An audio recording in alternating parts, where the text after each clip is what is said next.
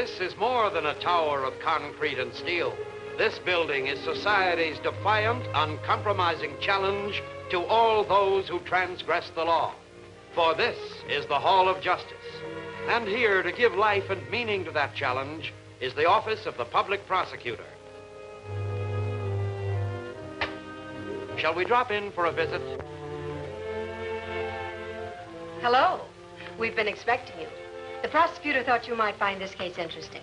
Will you come this way? I'm not so sure about this. I'm tired of this. I don't know. Isn't Mr. Allen carrying this a little bit too far? What does he want with us now? Please be seated. The prosecutor will see you in a moment.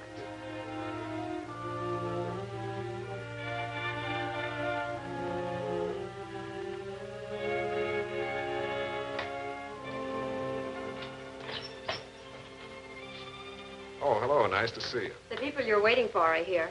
Good. I'll be set in a little while.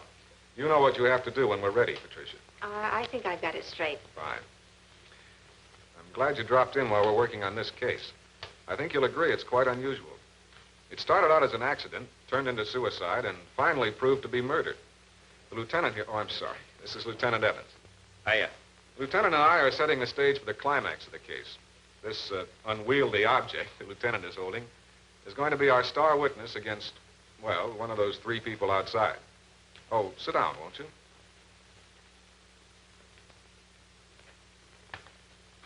To begin with, we got a routine accident report. A girl drove her car off the road. Yeah, poor kid. We found her car, what was left of it, in a ravine off Summit Drive. The name on that report rang a bell in my mind. Marcia Harrison. You see, just the day before, a girl by that name phoned and asked for an appointment to see me. She said it was urgent. Just on a hunch, the lieutenant and I visited the little apartment that Marcia Harrison shared with another girl on Greenwood Road.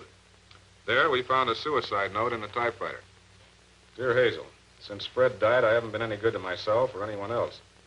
Forgive me, but I can't go on this way, Marcia. What do you think of that?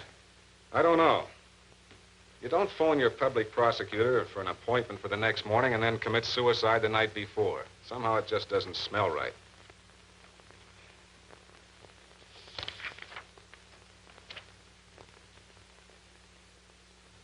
Looks like she was just learning to type. Yes, that probably accounts for the mistakes in this suicide note. Marcia. Well, how do you do? Who are you? Who are you? This happens to be my apartment. Well, we're sorry, miss. Rollins, Hazel Rollins. We're here on a matter concerning Marcia Harrison. I'm Public Prosecutor Allen. This is Lieutenant Evans. What's happened to Marcia? Everything, lady. She's dead. What? She left a note. I believe it's for you, Miss Rollins. Apparently, she drove her car off Summit Drive. We found her in a ravine out there. I wouldn't touch that. I had a feeling she might do something like this. Oh? About a year ago, her husband, that's the Fred she's talking about, died in a veterans hospital. So I took her in to live with me. I tried to make her snap out of it. I even got her my old job as secretary in a doctor's office. Secretary? Yes. Dr. Walton said he'd string along with her until she got through business school. Excuse me, please.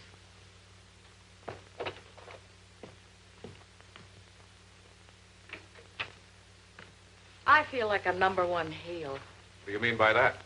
Oh, tonight I got sore and told Marcia she'd have to get out, find some other place to live. Well, so you had a fight with her, huh? Yeah, and over a heel who isn't worth spitting on twice. Yeah, that's him. Marcia doesn't sound like the grief-stricken widow. Oh, she wasn't chasing him. It was Ricky. Ricky? Ricky Adams. He works for Dr. Walton, too. Tonight I found out they were going out together, and I guess I blew my top. Miss Rollins, how did you spend this evening? Walking. I figured maybe if I got my feet to hurt bad enough, I'd stop thinking about that. You boys are cute. Be sure you bring the frame back. It's silver. Lieutenant likes to play sleuth, Miss Rollins. Well, I guess we'll be on our way. We may get in touch with you later. Oh, not any more tonight, please. I have a definite feeling that I'm going to latch onto a bottle and drink myself into distinction.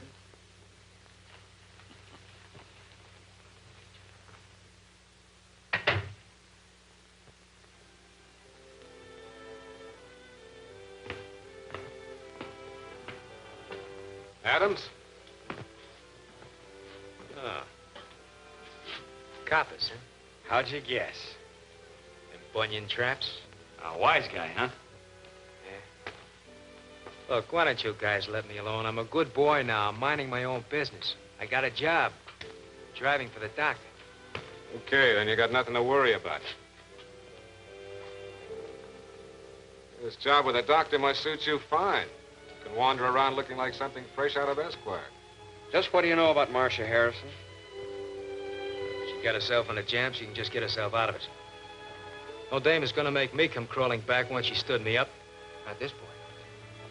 I don't think you could crawl back to her, Ricky. What do you mean by that? She's dead. What is this? She's dead. You were the last person seen with her. We know that you and Marcia left Hazel Rollins' apartment together last night. So what? We were driving out toward the Club Lido on Route 12. And I suddenly remembered something I had to do back at the doctor's office. What kind of job? What difference can that make? Anyway, I told her I'd meet her later at the Lido, and she dropped me off at a corner. When I got to the office, Nora, the cleaning woman, was there. Ah. Are you gorgeous? Mm-hmm. I'll be in the other office for a while.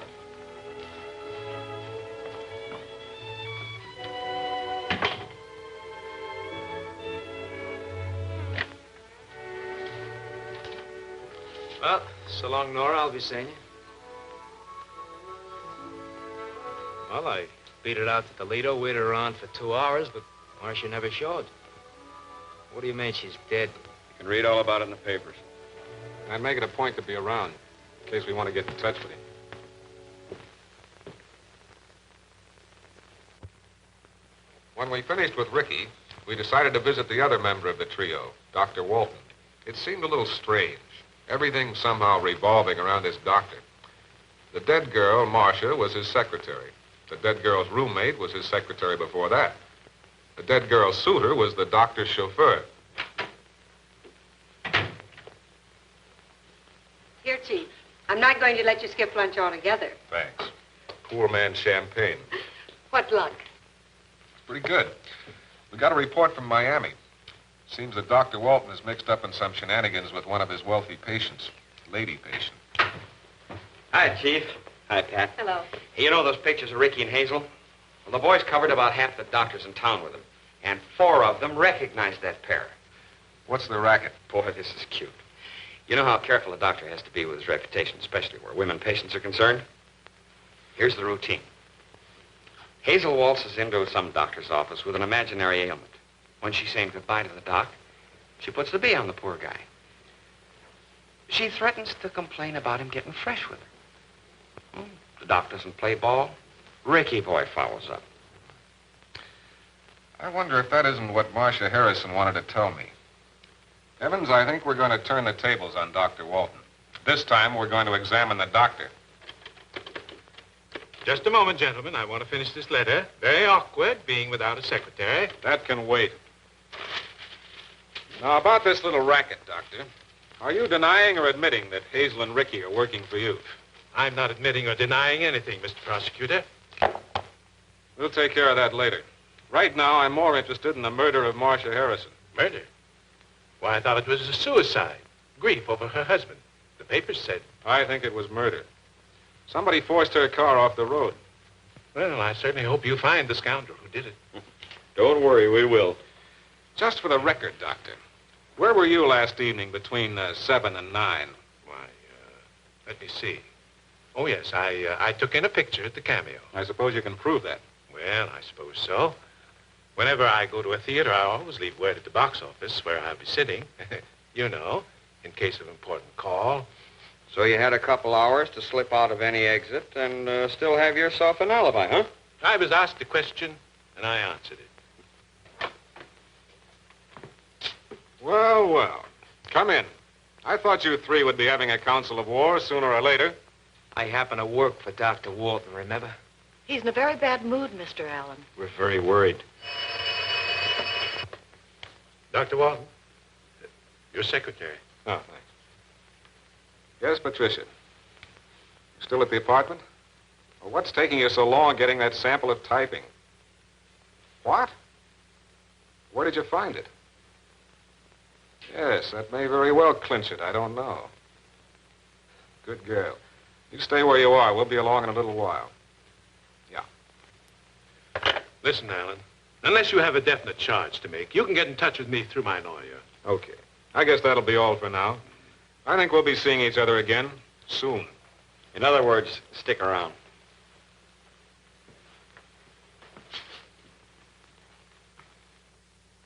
You know, Chief, we could be barking up the wrong tree. Those three people could be in on this racket and still... Yeah, I know. What was that telephone thing with Patricia? Oh, just our Miss Kelly playing detective again. She found a notation on Marcia's calendar making a beauty parlor appointment for today. And to quote Patricia, no woman does that when she's thinking of suicide. Well, that only adds to your theory, that's all. You know, that girl's going to have my job yet. Say, Evans. Yeah?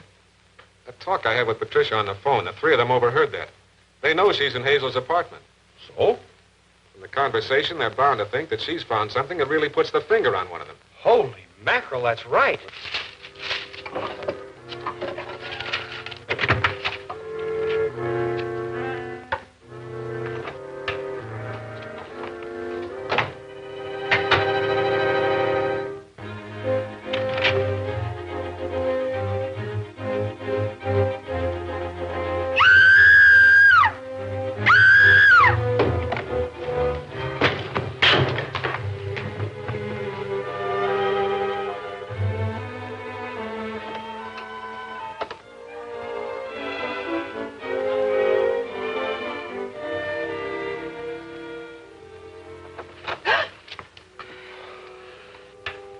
Hello. Are you all right? I think so. Well, I guess my job's still safe. Did you see who it was? I think I was too scared. Well, that settles it. One of our trio is willing to commit another murder to cover up the first one. But I think I know who it is. Patricia, sit down at the typewriter a minute.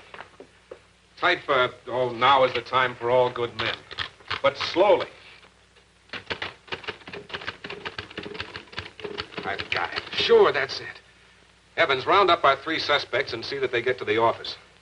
Pardon me, but did I do something right? Honey, you just put your dainty little fingers on Marcia Harrison's murderer.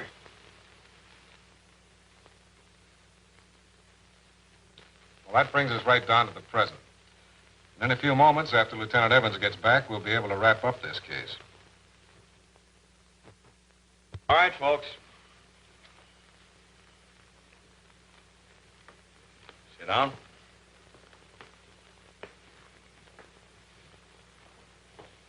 Well, I think we're about ready to start. Let's go back and see where our murderer slipped up. Let's consider what his problem was. He had to type a suicide note that would look as though Marcia Harrison had typed it. He saw these practice sheets the girl had been working on. Now, remember, Marcia was still studying typing, hence these mistakes. So, the murderer reasoned, he had to make mistakes in the suicide note, too. Lieutenant, you can put that up now. That's the wrong side, Lieutenant. Huh? Oh.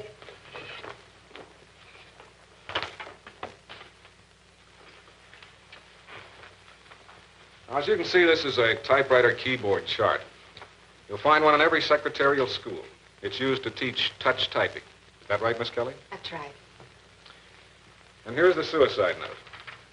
Notice the kind of mistakes that are made.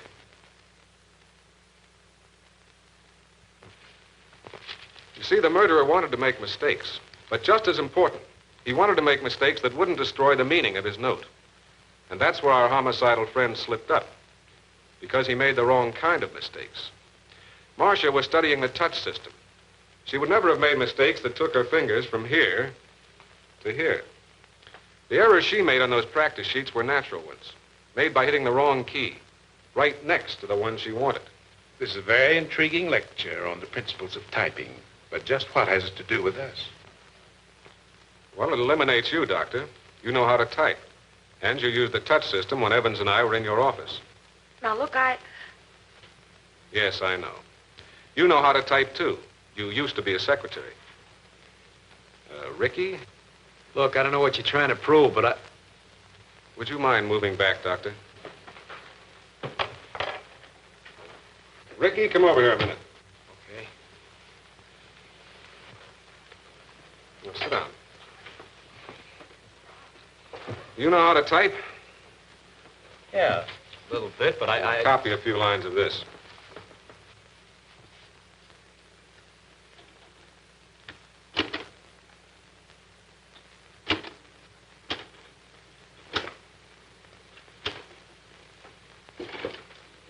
What are you doing if I can't see It the isn't key? easy, is it, Ricky? Not as easy as forcing a girl's car off the road and killing her. What are you talking about? Not as easy as setting up an alibi with a cleaning woman. So she'd think you were in that back room for almost an hour. Look, if you think... Sit down, lady killer.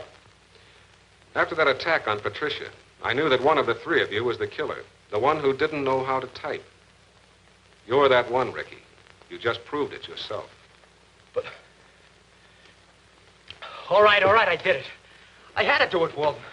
Don't you understand? I took too many drinks one night, and I started blab off about shaking down the doctors. I had to do it. Marcia was going to tell Alan all about us, don't you?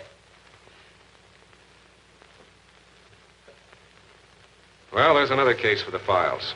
The one marked case closed.